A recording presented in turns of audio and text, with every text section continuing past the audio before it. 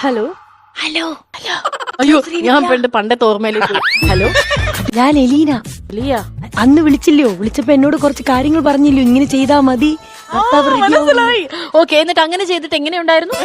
ഭർത്താവ് വന്നിട്ടുണ്ട്. ഇപ്പൊ വന്നത് എലീനയുടെ ഭർത്താവല്ലേ? ആ എന്റെ എന്റെ ഭർത്താവിന്റെ കാര്യം ഞാൻ നേരത്തെ പറഞ്ഞേ. ആ ഓക്കെ. അയ്യോ സോറി, കസ്റ്റമർ മാറിപ്പോയി. പറയൂ. ഭർത്താവ് വന്നിട്ടുണ്ട്. പിന്നെ മാം അത് സംസാരിക്കാവോ? എന്താണ്? മറ്റേ കള്ളുകൂടിയുടെ കാര്യവും ഓക്കേ. നേരത്തെ വീട്ടിൽ വരണം എന്നും ദാമ്പത്യത്തിന്റെ കാര്യവും. ഭർത്താവ് ഇന്ന് വെള്ളം അടിച്ചിട്ടുണ്ടോ? ഭർത്താവ് ഇന്ന് ലക്ഷണം കണ്ടിട്ട് വെള്ളം അടിച്ചിട്ടുണ്ടെന്ന് തോന്നുന്നില്ല. തോന്നുന്നില്ല. അപ്പൊ ഇന്ന് നമ്മുടെ പെർഫെക്റ്റ് ടൈമിംഗ് ആണ് അല്ലെ? ആണ്. ഭർത്താവിനെ കൊടുക്കട്ടെ? കൊടുത്തോളൂ. നീ പേര് ചായ എടുത്തിട്ട് പോയി ചായ എടുത്തിട്ട് വാ. നീ പേര് ചായ എടുത്തിട്ട് പോയി ചായ എടുത്തിട്ട് വാ. ചൊല്ലാൻ വേണ്ടിട്ടുണ്ട്. ഹലോ. ഹായ് അഖിലേ, welcome to love with Sreevidya. എന്തൊക്കെയുണ്ട് വിശേഷം? അയ്യോ താങ്ക് യു. ഞാനേ കുറെ നാളായിട്ട് ഗൾഫിലായിരുന്നേ. ആ ഈ ഇടയ്ക്ക് ഇവിടെ എത്തിയുള്ളൂ.